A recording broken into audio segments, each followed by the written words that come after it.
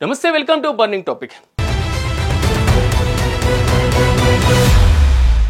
China Bharat పక్క దేశాలు, కానీ ఏదో ఒక దూరం. ఇది సరిహద్దుల విషయం కావచ్చు, పాకిస్తాన్ విషయం కావచ్చు, పరస్పరం విభేదాలు ఉండొచ్చు. కానీ ఈ నిప్పులో పెట్రోల్ పోసినట్టు మధ్యలో అమెరికా రెండు దేశాల మధ్య దూరం పెంచేసింది. అయితే అమెరికా గత పాలకులు భారత్ చైనాను ఒక్కదానికొకటి దూరం చేస్తే ట్రంప్ మాత్రం రెండు దేశాలను దగ్గర చేశారు. తన టారిఫ్లతో భారత్ పైన భారం మోపి చైనాకు దగ్గరయ్యేలా చేశారు. ప్రధాని మోదీ చైనా పర్యటనతో ఈ మైత్రి మరింత పెరిగింది. ఈ నేపథ్యంలో మోదీ చైనా పర్యటన ఎలా సాగింది? జిన్పింగ్తో మోదీ భేటీలో ఎలాంటి అంశాలు చర్చకు వచ్చాయి?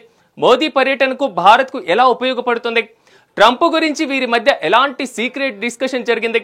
జిన్పింగ్ ఏనుగు డ్రాగన్ కలయిక అని ఎందుకన్నారు?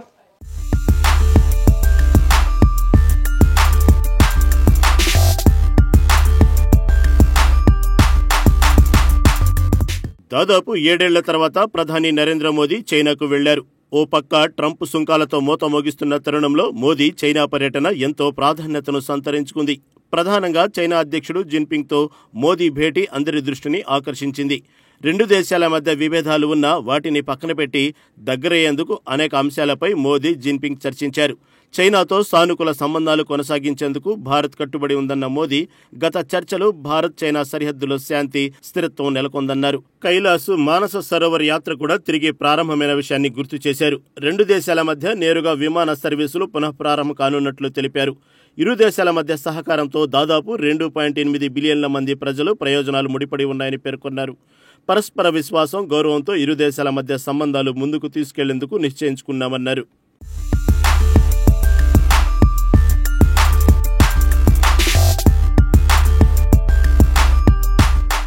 అటు షీ జిన్పింగ్ తన ప్రసంగంలో డ్రాగన్, ఎలిఫెంట్, టాంగో అనే పదాన్ని ఉపయోగించారు.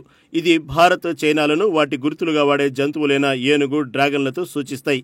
ఇవి స్నేహం, సామరస్యం, సహకారానికి ఒక గుర్తుగా నిలుస్తాయి. ప్రపంచం పరివర్తన దిశగా సాగుతోంది.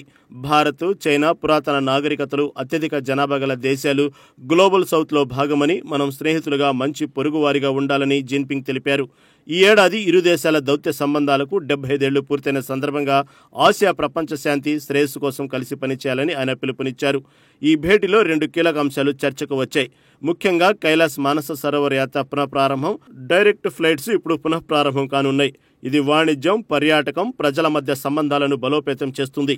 అలాగే 5 ఏళ్లుగా నిలిచిపోయిన కైలాస్ మానస సరోవర్ యాత్రను తిరిగి ప్రారంభించడం సాంస్కృతిక, ఆధ్యాత్మిక సంబంధాలను పునరుద్ధరించే చర్యగా చూడవచ్చు.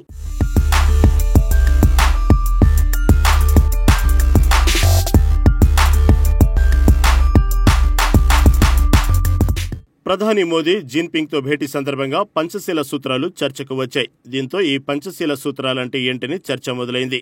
పంచశీల సూత్రాలు 1954లో భారత్, చైనా మధ్య కుదిరిన ఒక చారిత్రక ఒప్పందంలో భాగంగా రూపొందాయి.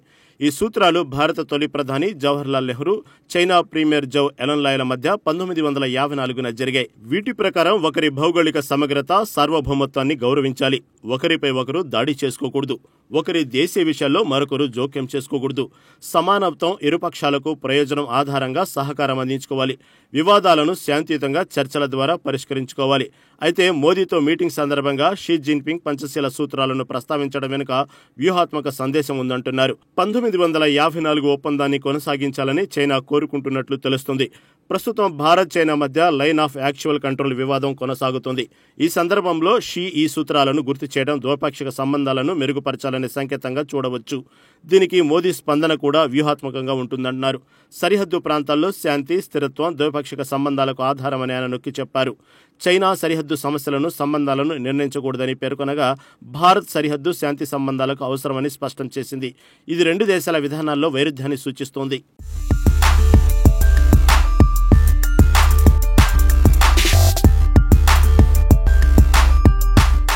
అంతకుముందు జపాన్ నుంచి చైనా చేరుకున్న ప్రధాని మోదీకి ఘన స్వాగతం లభించింది. చైనాలో భారతీయులు సాంస్కృతిక కార్యక్రమాలతో స్వాగతం పలికారు. అటు మోదీకి చైనా అధ్యక్షుడు షీ జిన్పింగ్ ఆయన భార్య అధికారిక విందుకు ఆహ్వానించారు. ఈ సందర్భంగా మోదీ జిన్పింగ్ దంపతులతో కరచాలనం చేసి వారితో కలిసి ఫోటోలకు ఫోజులు ఇచ్చారు. అనంతరం ఇతర ప్రపంచ నేతలతో కలిసి గ్రూప్ ఫోటో సెషన్లో పాల్గొన్నారు. అయితే ఇప్పుడు మోదీ చైనా పర్యటనపై అన్ని దేశాల కంటే అమెరికా ఆసక్తి ఎక్కువగా ఉంది. చైనాతో వ్యాపార సంబంధాలు కొనసాగించిన భౌగోళిక ఆధిపత్యం విషయంలో అమెరికా డామినేషన్ ప్రదర్శించడానికి ప్రయత్నించేది. దీనికి భారత్ను కూడా వాడుకునేది. అయితే ఇప్పుడు భారత్ కూడా చైనాతో కలిసిపోయింది. దీంతో ట్రంప్కు ఏం చేయాలో అర్థం కావటం లేదు. జిన్పింగ్, మోదీ ఇద్దరు కలిసి ట్రంప్కు సంబంధించిన సీక్రెట్స్ మాట్లాడుకుంటారని అమెరికా భావిస్తుంది.